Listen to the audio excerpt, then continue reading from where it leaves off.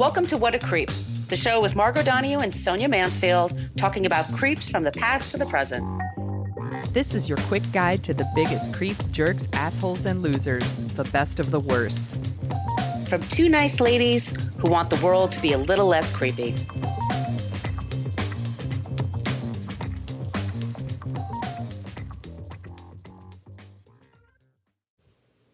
Welcome back to What a Creep. This is Margot Donahue, and my cohort in creepitude, as always, is the amazing Sonia Mansfield. Hey, Sonia. Hello, my friend. Hello, my friend. We're recording this on Good Friday, and our internets are not being good today. We're gonna sinners. That's what we Burn get. The witch. Burn them.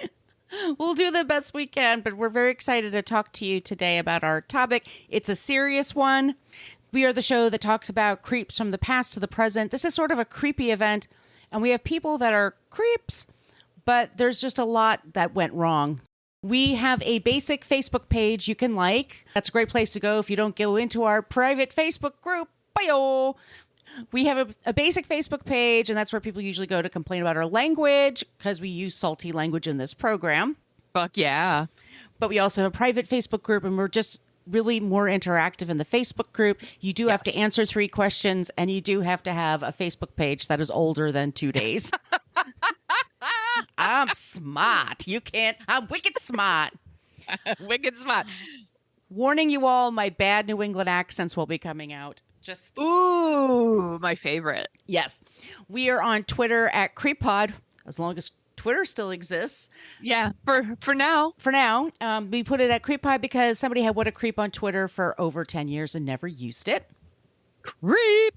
We're on Instagram at What a Creep Podcast. Please follow us there if you have Instagram. Also, we just have a basic old-timey email if that's how you want to reach out. What a Creep Podcast, spelled it all out, at gmail.com. And we have some stickers. If y'all would like some stickers, wherever you are on the planet of Earth, we'll send you stickers. It's also a great place for suggestions. And I want to thank Joanne, one of our members, who suggested this episode today. And I think, ooh. Yeah, so that's why. Like, we love suggestions. Yeah. Thank you, Joanne. Joanne sent a really great email, and because I didn't realize it was the 20th anniversary for this. Oh, It just happened recently. So, all right. So Sonia, do you want to tell them about the website? Yes, I'll be spending some time on there this weekend. In fact, it is at whatacreeppodcast.com, and it's everything you ever wanted to know about our podcast, but were afraid to ask. It has links to all of our past episodes, and in each of those little posts are show notes, because we source every single thing that we do. We're not making this stuff up, and we want to give credit where credit is due. So go ahead and check that out. There's also a link to our merch shop, where you could get t-shirts and tote bags and journals and face masks, because maybe next year never goes out of style. Please go check out our merch shop, and there's a link to our Patreon page. You want to tell them about that, Margot? Yes, Patreon. That's a way to support the show monetarily if you would like to do so. I'd like to thank Shonda and Yvonne for signing up recently. We put up our first 5 seasons on there. Those are all really good ones there. Also, we put out 2 bonus episodes a month, and we put out a newsletter every month. Sonia puts that together. Check your inboxes soon. So thank you both for signing up and for doing that. And it just helps us pay for the cost of like the software and all the news places that we subscribe to and all that crap. So thank you very much. But if money is tight, we totally trust us. We totally get that. If you could we do. We totally do. And I want to thank the person who said loved the podcast. And he also sent us a really nice email recently that for leaving us 5-star on iTunes, which is really helpful. Thank you, because we do get shitheads that try to, or yuck our yum by putting 1-star reviews. They try to dim our shine. So yes, they're just, ladies hurt my fifis, or I don't like it when they talk about Scott Baio. Margot mouth breather, no like. Thumbs down, 1 star. 1 star. Alrighty, so I think we got through all the big stuff at the top, right? Yeah. Okay. Today's episode, it's like I said, this is an intense subject. It's about a nightclub fire, and it's one of the biggest fires that has ever occurred in the U.S. There were 100 people exactly who died. Well over 200 people were injured, and it's a frightening story. I think it's an important one, and I'm going to explain why, but because I think, let me just be clear, I think we take for granted when we go to spaces that everything's going to be safe. Yes. And they're not always. So just keeping that in mind. So let me give you the top of the show rigmarole, and then I'll give you, I have my sources. It's pretty extensive. And like Sonia says, they're all in the show notes. You know, if you swipe the art, you should be able to link to them.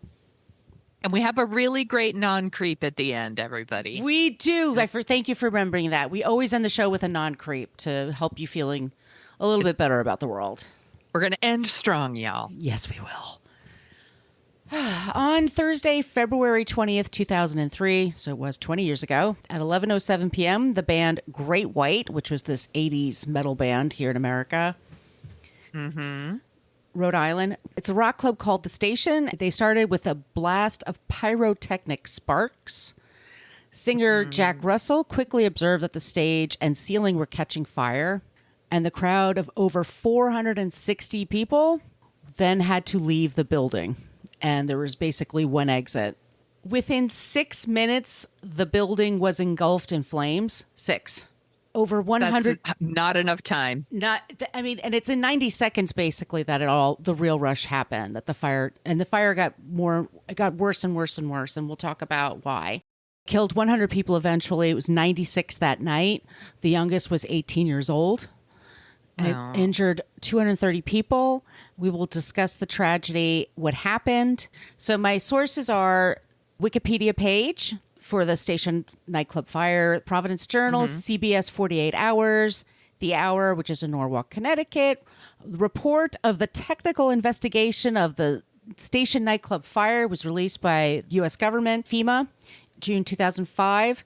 WPRI, NBC News, The New York Times, a YouTube channel called Wonder, The Cinemaholic, Boston Globe, Daily Mail, and also I would want to put out 3 books I want to recommend. First is John Barelick. He's a lawyer that helped the families, called Killer Show, and it's really good. It reads like a thriller. They work so hard to try to help these people. There's From the Ashes, Surviving the Nightclub Fire by Gil Russo, and there's also Trial by Fire by Scott James. I want to begin by just talking about going into my experience and my experience with the East Coast and New England. I grew up here on the East Coast, but I work for a company called West Marine, and I was handling their events and promotions and stuff like that. And they do these all around the country. Whenever there's a grand opening or a reopening, we would try to make a big deal out of it, try to get in the paper, try to get the mayor to come by and make a proclamation. You have a party, or we would have charity events or whatever to try to get. And my point is that, and I've done maybe 100 of these, every city you go to has a bunch of different rules. Yes. Can you be in the parking lot or not? Can you have an afternoon event, or does it have to be when the store is closed? Or are you not allowed to do something when the store is closed? Do you have glassware, or can you just use plastic? Can you have wine? Can you not? How many people are allowed? There are rules for everything. And you have to get so many things signed off. And this is just for a dumb store opening. Yes. But it made me think of just how much work it is to get a nightclub going, or a gym or store or whatever. You do have to pass fire inspections, which can seem like a pain in the ass, but we count on people doing that. I won't go to a restaurant that doesn't have the grade we do that in New York. We put a grade. Right. If it's not grade A, I'm not going in. Right. Why would you risk it? There's plenty of other places to eat. Right. And so here we have this nightclub, Warwick, Rhode Island. It's a town of 28,000. Okay. The state of Rhode Island has 1 million people. It's small. It's little. It's small and mighty. Tiny but mighty. Tidy but mighty. Yes. Yeah. And there's a club called The Station. This property had a lot of different names over the years. It opens in like 1946. It's 4,000 square feet. And sometimes it's a restaurant. Sometimes it's a bar. Sometimes it's a disco. Sometimes it's a place just for pool. When we get to Didarian brothers, Jeffrey and Michael, like 1999-ish, 2000. They wanted one of them is a TV reporter. And so he and his brother, and I'm not sure what the brother does, but Jeffrey was on, or Jeffrey or Michael, I forget which one, is the one that's on television all the time. Okay. But doesn't make a lot of money. And he and his brother are thinking, like, why don't we buy this club and we'll make it a rock club? And this whole culture of bands that had a lot of popularity at one point, and then maybe it kind of, one day you're playing the garden. Yeah. One day you're playing at the station. That's the music business. It goes up and down. Sometimes you have a few rough years, and then you're part of a nostalgia act, and they put like 4 bands together, and you go sell out a big place. Sometimes absolutely. I've been to these shows. By the way, they're super fun. I love to go to, like, we have like the old school funk fest, and it's like The Time and MC Hammer, and that shit is so fun. It's so fun. And they're still great musicians and amazing singers. Yeah. Well, a lot of, hair metal gets made fun of, and sometimes for good and sufficient reason. It's a type of music, came out mid to late 80s. And then, if you know your music history, grunge comes along, and apparently Kurt Cobain killed everybody with their popularity. Nirvana but they were game changers. And some bands, you go back to a smaller crowd, and then sometimes you gain this following, and then you partner with other bands, and like Poison and Rat and all those guys can like tour together and sell big spaces. Yes. This club is I've seen Def Leppard and Foreigner, which is a perfect combo. They tour. Yeah. So, like a lot of times in the summer, like state fairs, which is a great time for me, like do it in the afternoon so I don't have to be there all night. But it's a living. Show business isn't easy. Not everybody succeeds. Yes. It's, it just goes, and it's a business. It's a business, people there to make money. So the station, they're investing is every once in a while, they'll like once or twice a month, they're going to have a bigger named band. And then the rest of the time they'll feature local bands and or cover bands. And cover bands are big business. Not huge money, but if you're a Kiss fan and you can't afford to see them at the Garden because it costs $200 a ticket for the nosebleeds, you go someplace and pay like $20 and 2 beers, and it's a good time. And one of my favorite shows was Super Diamond. It's a Neil Diamond tribute band. It was like one of the best times of my life. I just went recently and saw a cover band, and they were called Mustache Harbor, and they do all yacht rock songs. That's amazing. I had the best time. I was like, this is my music. So this is the kind of music that they play. It's white, working class. The crowd. Yeah. So this is 2003. So a lot of these people are in their 30s and 40s. So they were young or they were teenagers when this band was popular. So Great White, they were formed actually in the late 70s.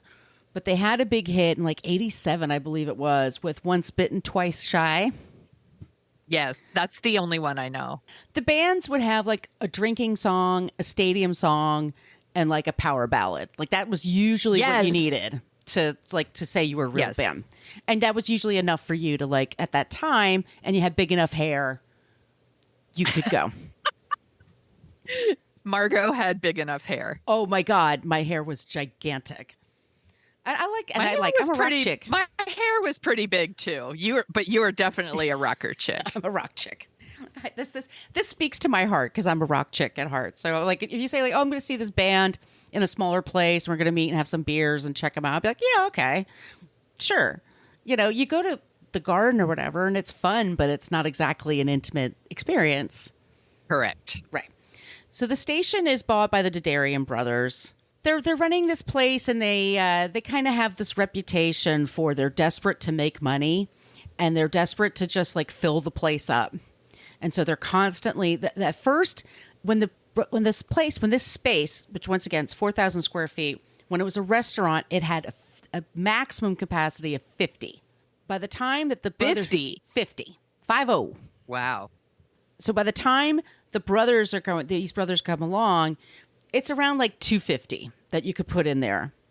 And it's not enough for them to like pay a staff and pay their rent. And these guys are I mean, I'm reading all this stuff, and especially once again, the Killer Set book was really Killer Show. Excuse me. He did a really good job of sort of explaining some of the things that they did to try to grease the wheels. And this is the thing when you're working locally. I know this because when my brother died, he lived in Quincy, Massachusetts, which is kind of around in this area.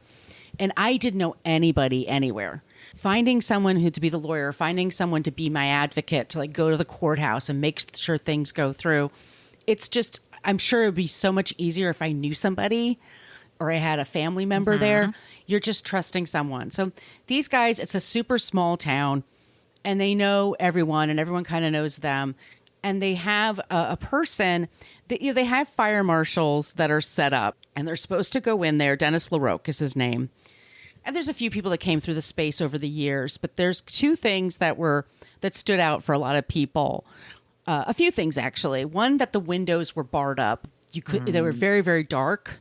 They were always trying to keep, it's also in the middle of like a suburb, like there's neighbors nearby. Yeah. And if you ever live near a club, it's not fun. Yeah. This is a thing that's going on in San Francisco right now where a lot of housing has popped up around clubs like Bottom of the Hill or Slim's or, Great American Music Hall. And then these people that live there complain about the noise. And it's like, LOL, you moved in above a rock club. Yeah.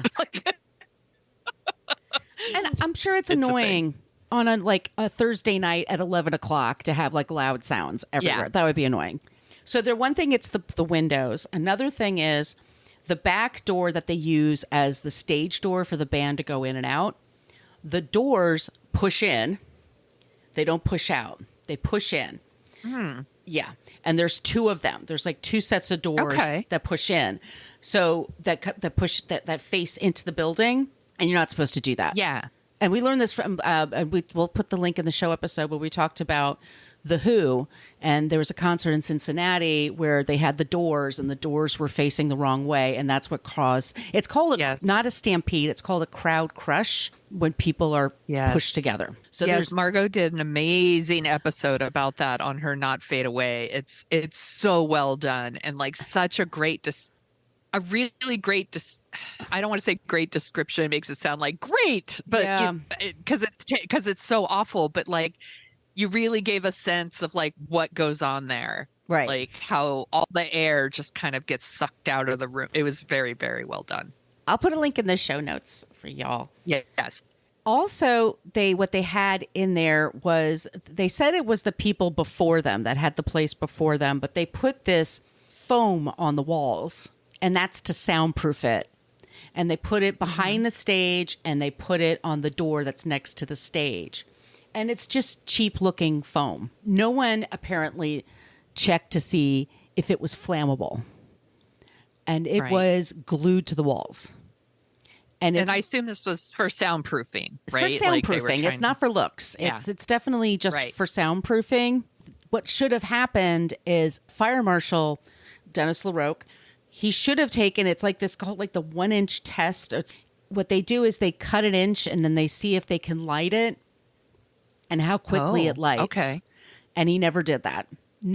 He never reported about the foam on the doors, on the wall, on anything. And it's the one thing you can really notice.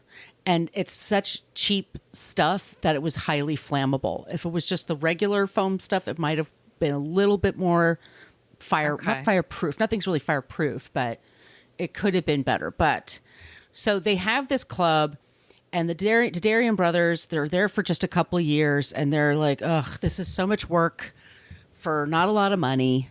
We need to sell this place. And this is just a few months before the accident happens. And they make a deal with one family, and the family wants to buy the club, but they say, look, we need to know what your numbers are. Like what brass tacks, like how much, what's the money here?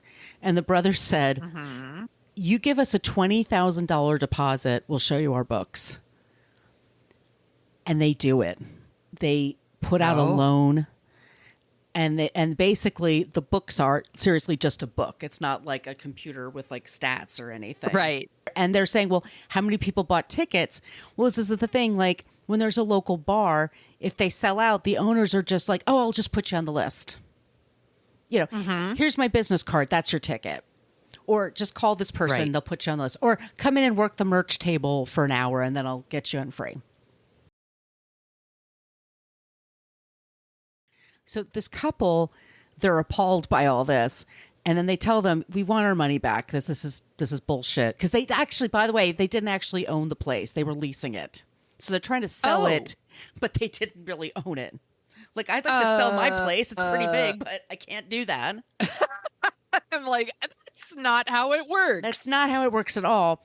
And these guys tell this couple, look, when we get another offer, we'll pay you back. They're such sleazes. I'm sorry. This is such bullshit. Oh, my gosh.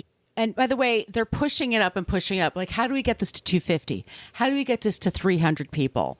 And finally they tell LaRoque, like, we need to bring 400 people in this space at one time. That's the only way we're going to make money. And he basically gives them the okay and says, all right, 400 people. Now, you've been to my apartment. You people out there have not. Sonya's been to my apartment. It's L-shaped. If you're doing doing something in my living room, you can't see it from my office. You have to. Correct. There's no sight lines. It's the same thing at this club. Okay. The stage is like 1/3 of the space. There's 2 other areas where people can hang out. So if you go and see a band, they say like 400 people can fit in here. If you take out all of the furniture. Yes. And every stick of furniture. So nobody could show up with a bad back or a bad ankle or something. Like, everyone has to just stand. You don't get to sit down. Yes. No. That sounds terrible. Yeah. I would not go. I would never go to this. I wouldn't make it. I wouldn't make it. Young Margot, absolutely. This Margot, no fucking way. She needs, bar stools make me crazy. And in that amount, he says every person has about 5 feet of space in an emergency. But what happens is when the show starts, what does everybody do? They go to the stage. So yes, they rush the stage. They rush the stage, and then it's a small space, and you can't move. Yes. So people know. By the way, February, when takes place, February 19th, the day before, all the snow dropped. It's very cold. But you go into this club with the boarded up windows, with the fracata foam everywhere. It heats up like crazy. So, I bet. When you go, you've done this when you go into clubs, like you're wearing a T-shirt underneath everything. You got to take clothes on and off. All right. So the club is pushing it at 400 people. They're not supposed to, but it's one of those wink and a nod kind of things. Like, he's just letting it go. LaRoque never gives any citations for it. He just lets it go. Is it possible LaRoque was thinking they couldn't get 400 people? Like, I'll give them permission, but they'll never get that many people anyway, so who cares? I don't understand the thinking, to be honest with you, because this man was a fireman at one time. Like, you had to be you had to work at a firehouse before you could be a fire marshal. So you think he would understand how fires work and how quickly they can spread, how panicked people get. That's the thing that'll get to you. It's that's not fair. Sometimes people say things like, oh, I'm so aware that nothing can ever happen to me. And it's like, no, that's not how life works. But it's good to be aware. It's good to have some information. There had been nightclubs deaths, and we'll talk about probably other ones. But recently there was one in Chicago, and it was 2 girls were at a nightclub and they were fighting. And the bouncer pepper sprayed them. Gosh. Mayhem fucking ensued. And there was one exit and a bunch of people got hurt. So our Didarian brother, that's the reporter, I forget if it's Jeff or Michael, who gives a shit, but he's like, I know, I am trying to sell this nightclub. I've got somebody interested. He does get somebody interested, but I'll do some publicity. This is what he's thinking. And they don't say this, but this is me saying this. They're thinking of the publicity. We'll have Great White at our club, people yelling, having a great old time. It's showing how safe our nightclub is. And it'll attract some business, and it'll attract somebody who wants to buy the fucking place. And it'll also somebody that'll come play, right? It's publicity, and everybody needs some. Let's go to Great White. Great White, they had their great times.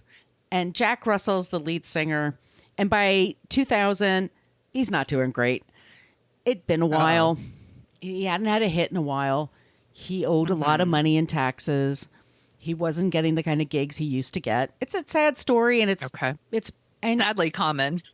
And it's also just being in the arts. It's just it's the career you choose. It's kind of youth based. It's not fair, but that's just how it is.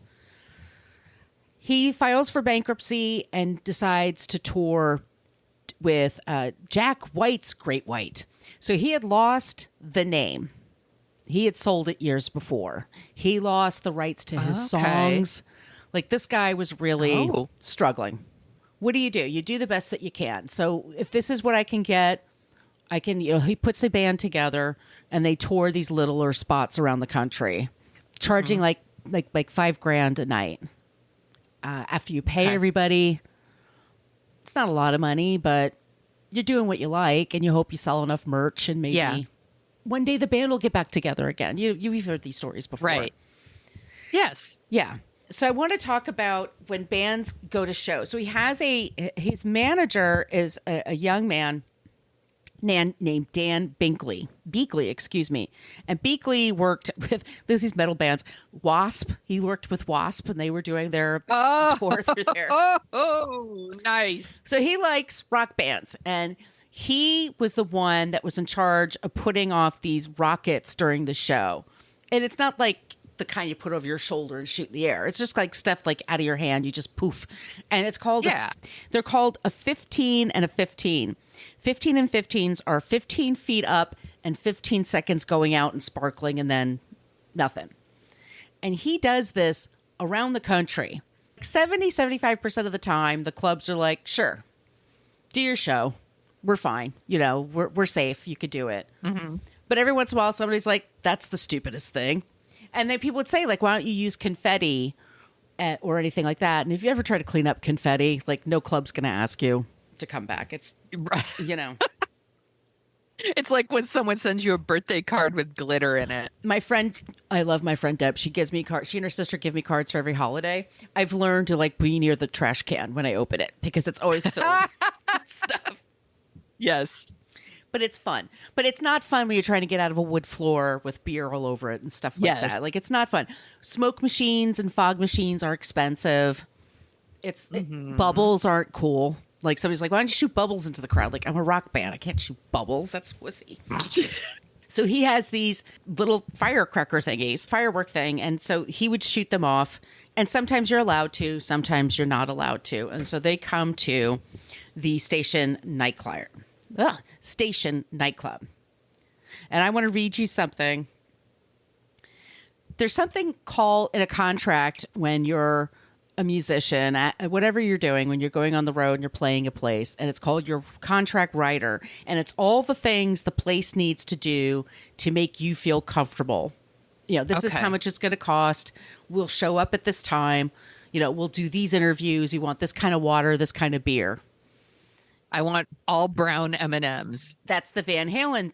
So I'm glad you brought that up. Van Halen in the 70s, when they first started becoming famous and their opening act and touring with like Black Sabbath and people like that, they had pyrotechnics with their show.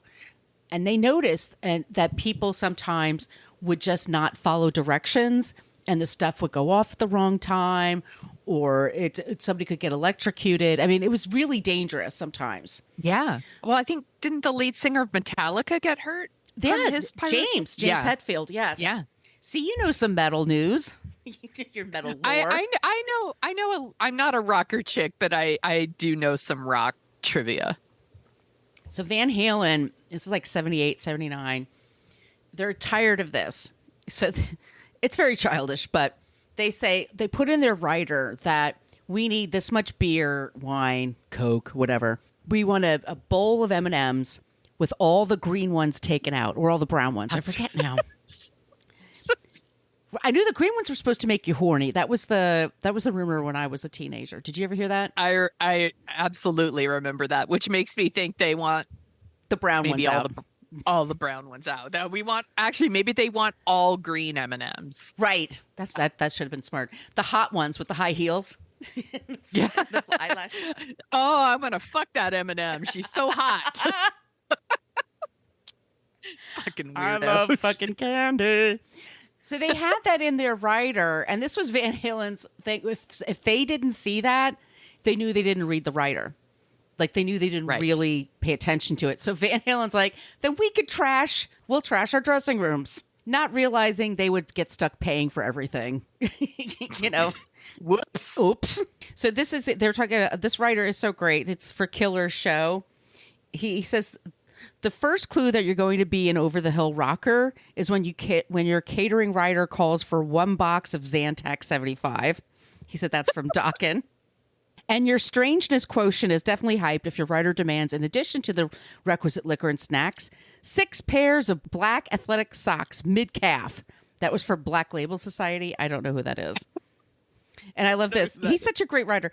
Wasp's contract for the station specified, in addition to 1 bottle of Mum's Cordon Rouge and champagne, 1 medium-sized jar of creamy peanut butter, and 1 large-sized jar of seedless blackberry or boysenberry jam. Blackie Lawless must be either a picky eater or a very fastidious flosser. It's so weird. That's so weird. Right. Mick Taylor from the Rolling Stones, he was with the band in like the late 60s and then was fired. Yeah. He went to the club in like 2000 and said, I need 7 first-class tickets from London to, from here to London. And they're like, nah, we'll give you a lift to the airport. But you fight with Ford as much as you can. We'll call you a cab. We'll put you in an Uber. But I need chewable baby aspirin and what would you some ask insoles for my shoes. Yeah, exactly. Well, that's what you would ask for. Like, I need a healthy meal. I'm vegan. Like those kinds of things. So the band is coming through. They're going to get $5,000. So that's Eddie Murphy, $5,000. $5,000. Beverly Hills Cop joke. Anyway, the crowd shows up. It's super cold. It's also just a place to hang out with your friends. It's a small town and people are hanging at 11:07 p.m. So once again, there's a cameraman with a TV camera, digital camera in the back. They have 462 people in this place when they have a permit for 400. Wow. One of those brothers is back at the concert, but the other one is in Florida on vacation. They have a DJ who's Dr. Metal. He had the show called The Metal Zone. He was the talent that was there to introduce the band. So they had 3 bands. By the time Great White gets on, this is another thing that would be a hard no for me. It's like, okay, 11 o'clock. No. Okay, no. See, I'm in bed by 11 o'clock. I've been in bed already. If I could show up in my pajamas and my retainer, to be honest, let's be clear. I would have never gone to the show in the first place because I would have been like, oh, there's live music. Bye. Well, one thing, that would because I'm old. I'm old. I can't hear now. Like I can't talk above the band sound or I hate when I meet friends for drinks and even like the DJ at the bartender puts the volume like super high. It's like, I can't get a conversation. Oh my God. If I have friends here in San Francisco, they're like, come meet me at happy hour for a drink or whatever. And I'm like, sure. And I walk in, and if there's a live band, I will literally turn around and walk right back out. And I'll text them from the street and be like, let's go somewhere else. Because I can't hear. I can't have a conversation with them in there. I am too many years of going to the fussy. Clubs. Yeah, I'm fussy too. But yeah. Yep. But look, if you like the band and you want to, the band hits the stage at 11:07 p.m. and they start with a song called Desert Moon. Daniel Beakley, the way his name is spelled is odd here. He ignites the acoustic. He ignites the flammable, the pyrotechnics. And within 30 seconds, the spray goes 15 feet. Once again, it's a 15 by 15, 2 gerbs. The ceiling is 12 feet. So it's just shooting right up, here. right up. Okay. Immediately behind the stage. And there's video you could see of this. The first 90 seconds of this, there's like 6 minutes of video. Because like I said, they have a guy there filming it for this TV station. That's bananas to me. Because we never see this stuff. Everything is like... Yeah. Anyway, within a few seconds, the flames just start to go up.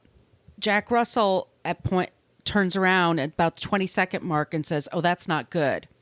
And some people think it's just a part of the show because you just don't know. Hmm. And some people are freaked out right away. But they all turn around and there's an exit right behind the stage. That's the band exit. And they hire these guys to be bouncers. Not all bouncers, by the way. There's a bouncer here named Tracy who's wonderful, but there's another guy that's a bouncer. There's two bouncers actually that have this rep afterwards of really taking their job seriously, that no one can go to that door. The band goes out that door, and that was the door I mentioned before that like leads in. Swings in. Swings in, thank you. So the band gets out right away, and then the door gets on fire. That door gets on fire. So then the people are trying to go out the front door. And there are two other exits, but they're not clearly marked. And the smoke that comes from the foam turns the air black. Oh my gosh. Within 2 gulps of air, you're rendered powerless. You can't see. Yeah. You can't hear. You can't breathe. The heat goes from 80 degrees or whatever, like the time, you're on stage, and to over 1,000 degrees. This is Fahrenheit.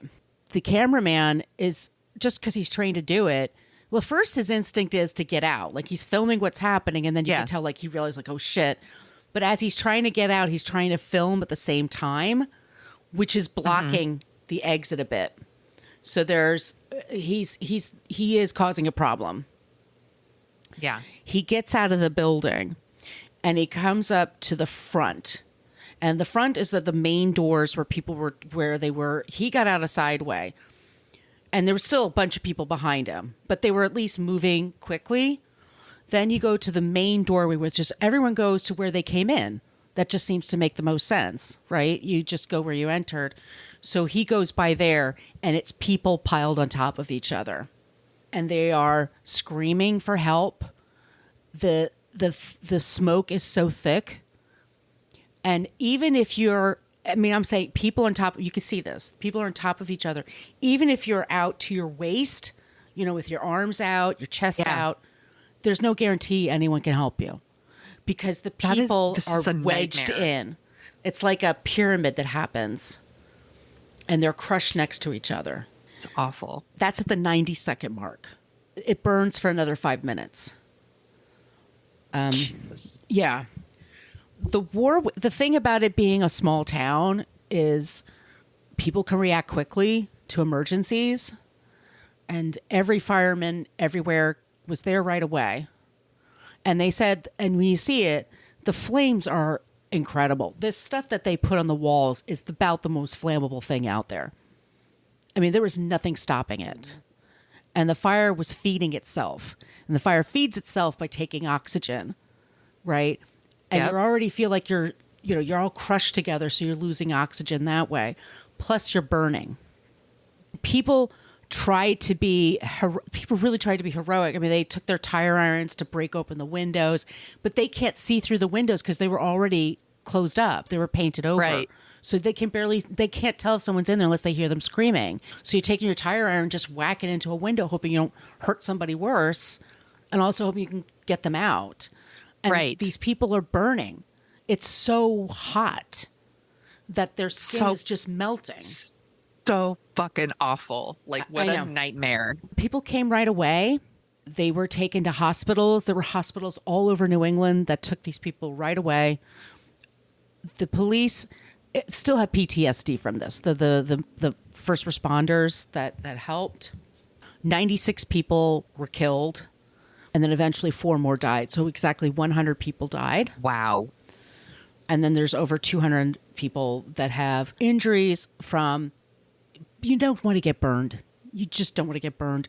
You and I've been badly injured on disability. You've had cancer twice. Yeah. We know what it's like, when you have health care and when you're having like a dozen operations in a year, 2 years.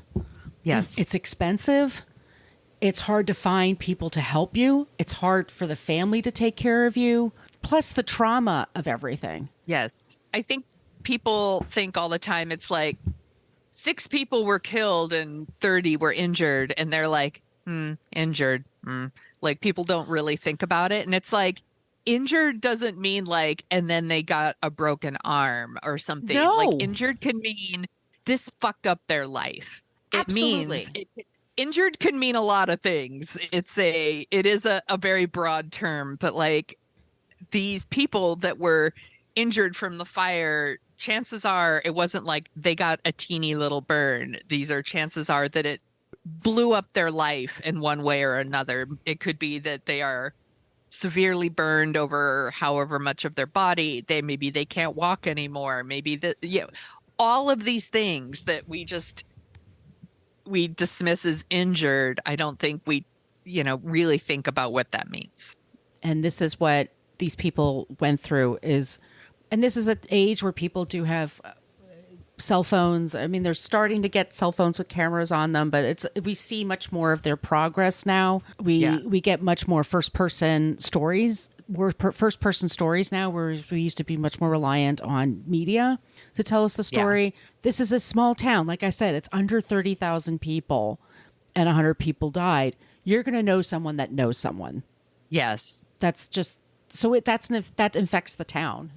And that's part of their history now. Mm-hmm. And the story gets out and people are horrified. Once again, they find out they didn't do a match test to see if the stuff was flammable. They didn't take care of the door. They would tell them to take down the door and they'd take it down and then put it back up again because they didn't want to bother the neighbors.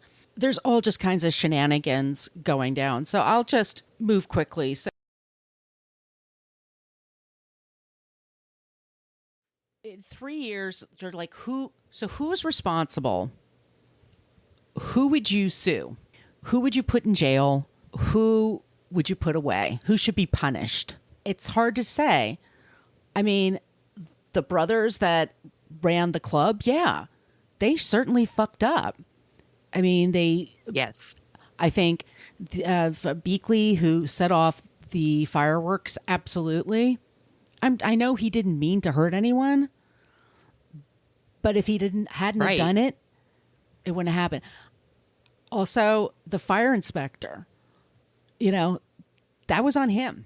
Yeah, he signed off on it. Jack Russell, because he said do it.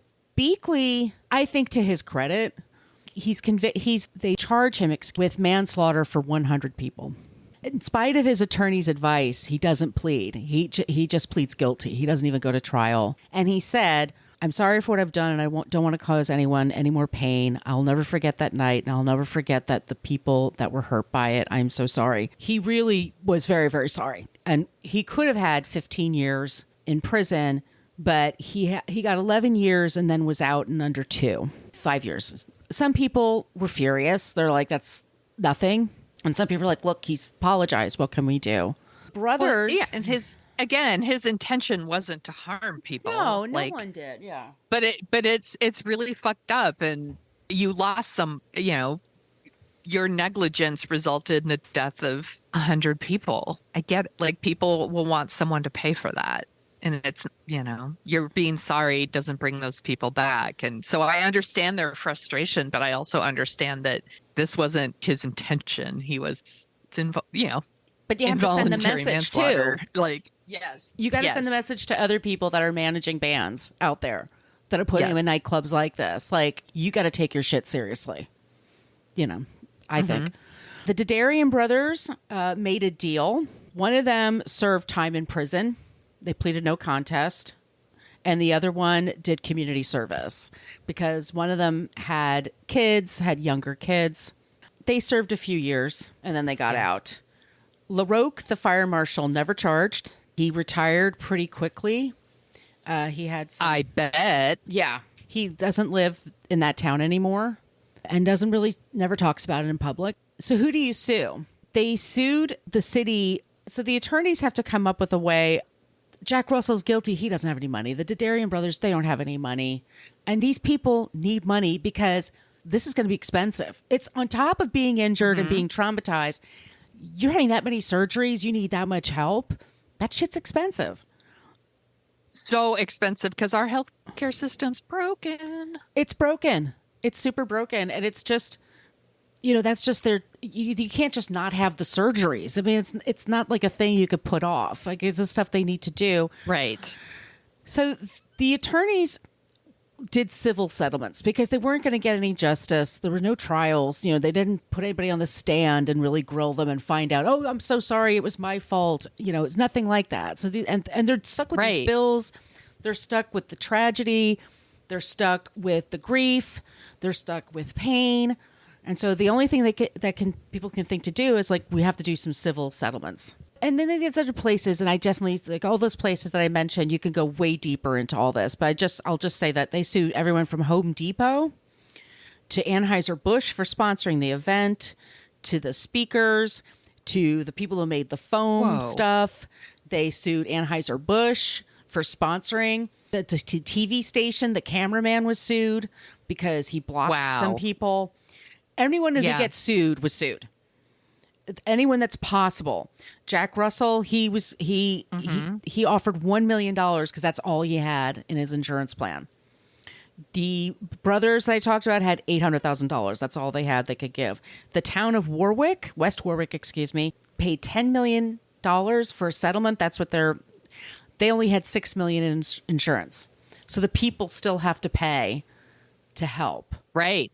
The state of Rhode Island agreed to pay $10 million. The Sealed Air Corporation, that was this company that sold this crap insulation, got $25 million. WPRA was $30 million. Altogether, it's $115 million. This is between 300 people. That's not a lot. Yeah. Especially, you know how hospital bills are. You're gonna. It sucks. And a lot of them haven't been paid yet because this is another thing, because you're in a small New England town. Once again, I hear y'all. I've been through this. Like, there's one person that has to like sign off everything for everybody, and then a judge has to decide how much do you get versus that person. You know, how much does the family of the woman who died there versus a woman who's alive now but has all? I mean, you know, what price tag do you put on people? How do you? Yeah, exactly. Like, I don't know how you make those decisions. It's brutal and it's hard. And so let me just end this on a positive note. There is at that very spot now a memorial to the victims. It's really pretty. It's really, all of the victims are honored there. And a lot of bands put together, you know, they did some funds and they did some big concerts to help raise money for it. And that's nice. And it's a lovely park. I forgot to mention the lead, the rhythm guitarist, for Great White. He was killed in there, and some people were upset that he was at the memorial, but I don't think this guy had any kind of power. I mean, he was just a session musician. Like, you do what you're told. You know. Anyway, so they're still figuring it out who gets the money. That is the story of the Station Fire nightclub event. Good job, Margot. That is gruesome. Right? I'm so sorry. I tried not to. No. It's there. While you were talking, I was reminded that something similar happened in Oakland in 2016 here it was the Ghost Ship fire, and a building went up in flames during a party and 36 people were killed. And that one still has involved like lawsuits where I think the owner of the building and his assistant actually were charged with involuntary manslaughter. And I think the county was also sued and had to pay up some people. But again, like, lots of people were injured too. And it's fucking awful. And it's just so scary. It's really scary. And I want you, just like when you're going into a place, like, make sure you feel safe, make sure you know where the exits are.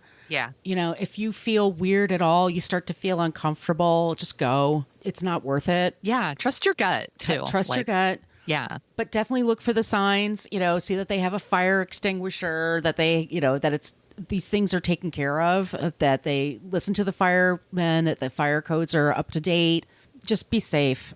You did such a good job on this one, Margot. Thank you. Do you want to hear about someone who's not a creep? Yes, please. This is going to be a delight, everybody. Inspired by Great White, I decided to talk about Betty White, who surprisingly we have not covered yet as a non-creep. Yay! Which I couldn't believe it that we hadn't talked about Betty White yet. Everyone knows who Betty White is, but let's, little intro here. She is Betty Marion White. She was born January 17th, 1922 in Illinois. She actually died December 31st, 2021. She was almost 100. So close. Almost made it. But almost made it.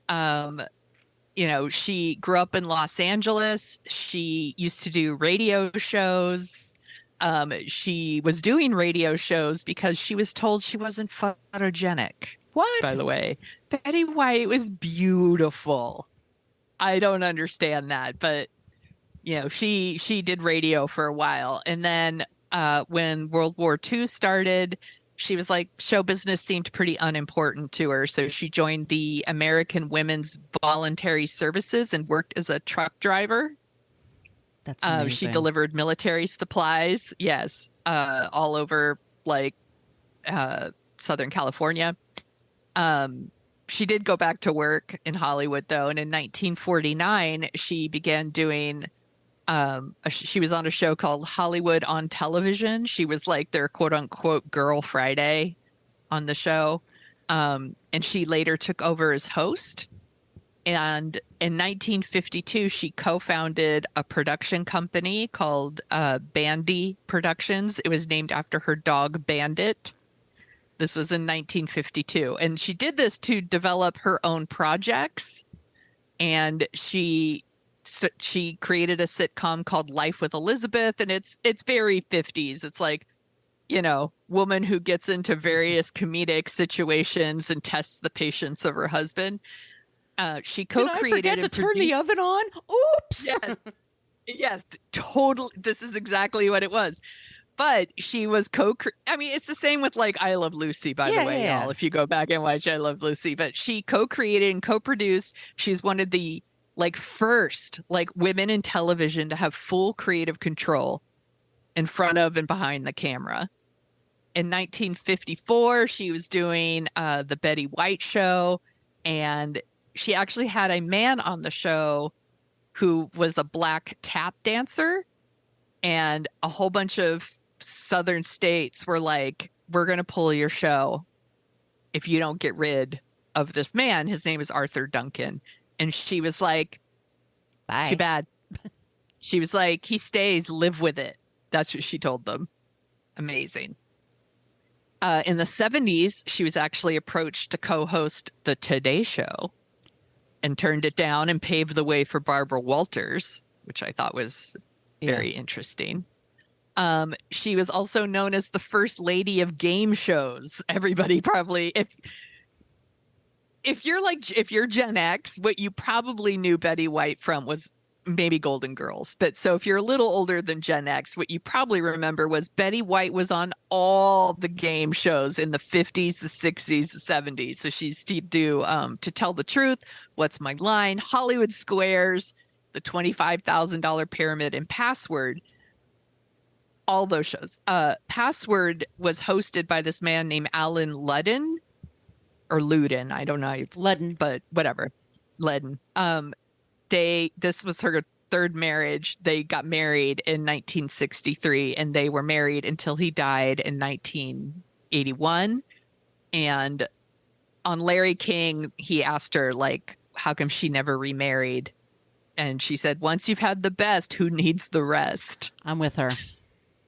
So sweet. And, of course she did, she was on the Mary Tyler Moore Show and the Golden Girls, and she was in Hot in Cleveland. Yep. Which I've only seen clips of, but actually I will admit every time I see a clip kind of makes me laugh. So maybe it's a really good show. I don't know. She had a late career resurgence. We did an episode on The Proposal on Dorking Out. Mm-hmm. She hosted Saturday Night Live, in the last couple of years of her life. And she actually won a Primetime Emmy Award for Outstanding Guest Actress for that. And that show holds up. That particular episode of Saturday Night Live fucking holds up. So funny. It's so funny. She has won a ton of shit. She's won 5 primetime Emmys, 2 daytime Emmys, a regional Emmy, you know, comedy awards, Screen Actors Guild. She won a Grammy Award. She won a Grammy Award for her like spoken for her audio book that she did. She was a supporter of LGBT plus Q. Sorry, I don't have the acronym written down here. But she's been a supporter always. She always knew that like Liberace was gay, and she used to like go with him to events and premieres to like help him hide it. I don't think he was hiding it very well, but that's fine. Whatever. Hiding but the main reason it's doing a lot of heavy lifting.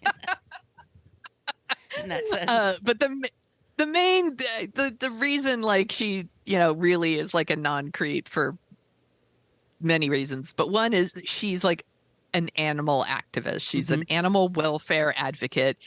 She really puts her money where her mouth is, by the way. She donates her time and her money to these things. And she, you know, worked with the Los Angeles Zoo. She served as like a zoo commissioner.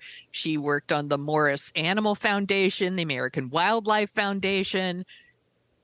She hosted a show in the 70s called The Pet Set, which was they used to interview celebrities and they'd bring their pets. I'm like, I would watch that show now, yes. by the way. Bring the Pet Set back. Yeah. And, you know, later in life, she said, I'm the luckiest old broad alive. Half my life is working in a profession I love, and the other half is working with animals. And she would say that like animals don't lie. They don't criticize. If animals have moody days, they handle them better than most humans do. Very true. She launched a clothing line in 2010, and it's like with shirts with like her face on them and stuff like that. And all that money goes to animal charities. You know, she's been given a gazillion awards by different animal charities, you know. At 95, she was asked what she attributed her long life to, and she said vodka and hot dogs, yes. Probably in that order. And I've been listening to Valerie Bertinelli's book enough already, and she talks about Betty White a lot in the book, and she also mentioned the vodka and hot dogs. And she's like, she's not joking, like that Betty White really loves vodka and hot dogs. But it makes me love her more. Like, I know, I love her so much. On December 25th in 2021, she suffered a stroke, and then on the morning of December 31st, she died in her sleep at home at 99. That's a great life. She had such a good life and just a delight. Like nobody is like, who wouldn't say something bad about Betty White? B. Arthur, they didn't like each other. Yeah, really? Notoriously. Yeah. They didn't hit it off. B was tough on her. That surprises me, actually. Like, I'm like, how could actually, let me rephrase that. It doesn't surprise me that B. Arthur would have problems with someone. It surprises me, though, that somebody wouldn't like Betty White. Like, yeah, it's what's shocking. Yeah. But I don't think Betty was too bothered by it. Like, she just shrugged it off. I don't think she was. I think she clearly, like, always had a good perspective on life. She seemed like a delight. That SNL episode is amazing and hilarious. Mm-hmm. There's the whole thing where she talks about her dry muffin on the SNL, on the what is it? The NPR. Yeah, the NPR show. You know, good times. Yeah, good times. You know, I don't like a dry muffin. I just love her. So that's our non-creep Betty White. Good job, Sonia. And thank you. If you like the sound of our voices, if they haven't worn out by now, we also co-host a show called Dorking Out, where we dork out about movies. Sonia, what are we going to be dorking out about next? We're going to talk about Mannequin. I'm so freaking excited. Talk about 80s flashback. This movie, I haven't seen it probably since the 80s, so I am looking forward to this rewatch. I know you love some Andrew McCarthy. I do. So, and James Spader. I love. Yeah, is he in this? James Spader is playing a dork Yes. What? Yeah. I love Kim Cattrall, so I actually am looking forward to this rewatch. I'm not looking forward to having that song stuck in my head, but that's okay. That's okay. These are the sacrifices I Right. make for dorking out. All right, everyone. So if you have suggestions for creeps or non-creeps, reach out to us in all those places we mentioned at the top of the show. We love it when you use the Annie Potts gift. We got one from Ghostbusters, or just be clever and use something on your own, or just send it via email. Once again, it's whatacreeppodcast@gmail.com. If you would like some stickers, let us know. We'll drop them in the mail for you wherever you are. Thank you so much for listening. Seriously, be safe. Always know where the exits are. Don't be a creep. Be a creep. Thank you for listening to us talk about creeps. You can follow us at What a Creep Podcast on Facebook, Twitter, and Instagram. But don't follow us too closely.